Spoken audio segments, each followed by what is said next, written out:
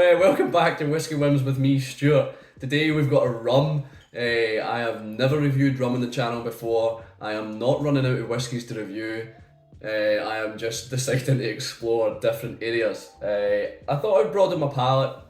I had a rum from Thompson Bros that's been in the shelf for ages because I just ended up drinking whiskey.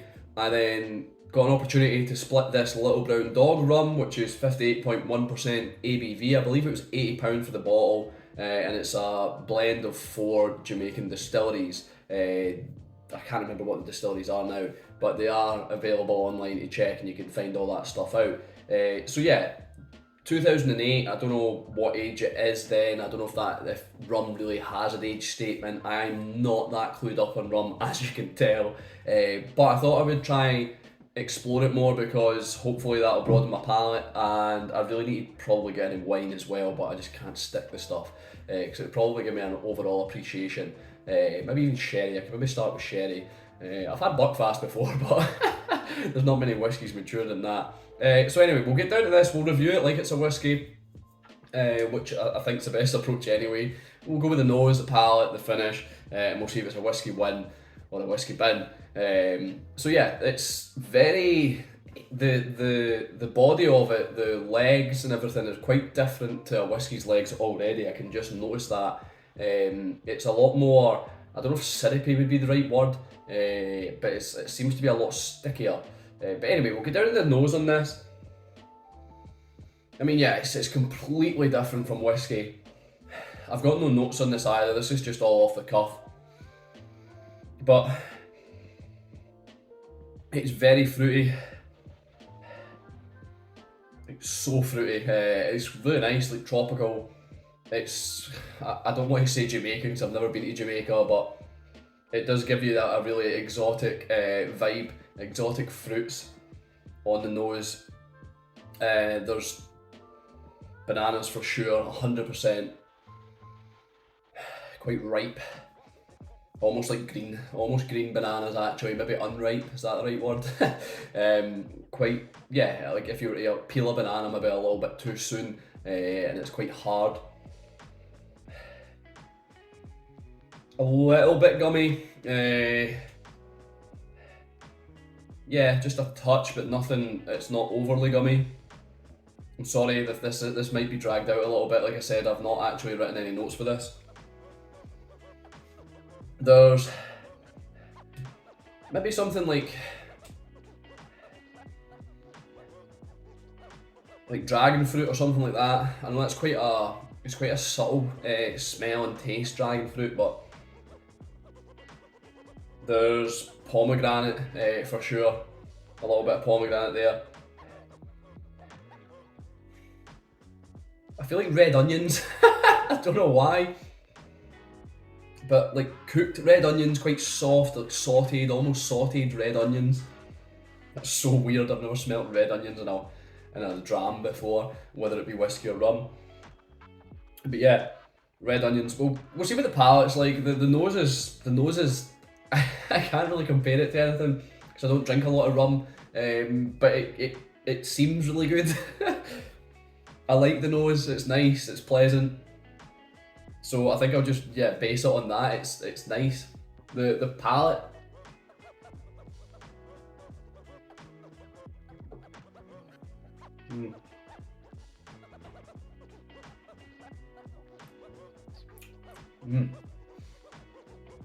Really weird.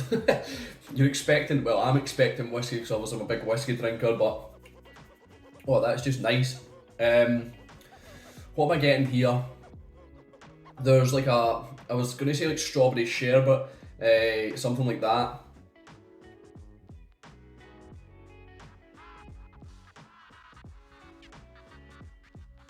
More pomegranate. A little bit nutty. Maybe like Brazil nuts or something like that. There's a little bit of spice. Maybe like star anise or something. It's just really fruity. It's delicious. It's surprising how delicious this is. Single cask as well. I don't know Like I say, I don't really know much about rum, but yeah, it's a single cask, and yeah, I'm quite enjoying this. I've had maybe one or two out of it. Like I say, this was part of a split, so it's been left with a lot of oxygen and a lot of time to settle and sit there. And like I say, I've had one or two out of it, and each time I have enjoyed it, and it's really pleasant. It's a nice change from whiskey. It's a lot fresher, a lot fruitier. I wouldn't say it's like overly sweet. It's not sickly, like you get with some sherry, but it's just really fresh and ripe. That's probably the best way to explain it.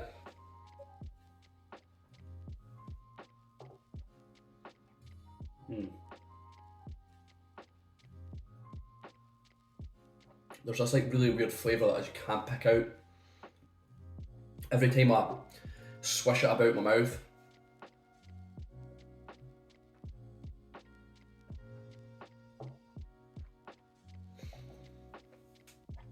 yeah, God knows what that is. Maybe a little herbaceous as well. Yeah, the finish, it's long, pleasant.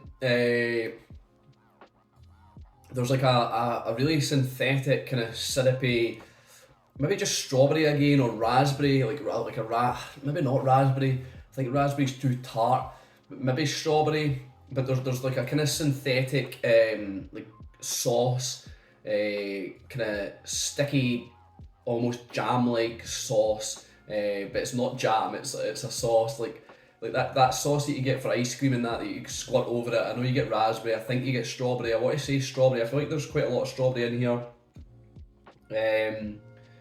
I don't know, I feel like the pomegranate as well is quite consistent through this. The nose definitely. The palate, it was there, and then the finish, I feel like it's just there a bit. It's a little nutty in the finish, possibly some almonds there, and I think that's probably all I'm going to get for now. I should have maybe taken notes with this and compiled them and actually done a proper in-depth review and actually got the details of the four distilleries, the four Jamaican distilleries. But like I said, they're on the internet and they are there. But anyway, we'll get down to like my conclusion of this. Probably quite a short review actually, but yeah, whatever. So we'll see if it's a whiskey win or a whiskey bin. Would I buy it again? I think I would. This has like been one of the best rums I've tried. Like I say, that's probably not a huge statement because I've not tried a lot of rums. But from the rums that I have tried, I mean, I've sampled a few. I've sampled like all different types, like spiced rum, white rum. I think you get white rum. I've tried a few. My fiance's stepmom, she's quite into rum, and I've had a couple sips of her rums when she has them. So I have tried a few. I've not tried loads, and I've never owned a bottle other than the Thompson Bros one, so it's not a huge statement to say, but this is fantastic, and it's such a difference from whiskey, and it's just pleasant. It's a good change from whiskey, so yeah, I think I would enjoy another bottle of this. Like I say, best rum that I have yet to try, so I can't really go anything above that. So I can't really say it's a bad rum because it's the best I've tried. I'm just blathering on now. So I reckon I would buy it again, but I need to explore other rums. So I would buy it again. Do I think it's worth it? I think £80 is a bit expensive, but I don't know. I've not really looked at rums and done price comparisons. It seems expensive to me. Like I would struggle to, for myself, solely put £80 into a bottle, because I don't drink it enough and I don't know enough about it to buy it. But doing a split, that's fine. I think I would probably do more splits to get into rum rather than buying bottles myself. So I don't think it's worth it, but just because the £80 seems a little steep to me, and I don't know what rum prices go for anyway, but it's great. And would I recommend it? Yeah, I would recommend this. If you're into whiskey, it's not whiskey, but it's a pleasant, surprising change from whiskey, and it's quite refreshing to give your palate a break from the whiskey. So it's 2 out of 3 regardless. It's a rum or a whiskey win, whatever you want to say. But yeah, thanks for watching. I hope you've enjoyed this. Something a little bit different, a little bit frantic, but I've been Stuart, this has been Whisky Wins. I'll see you later.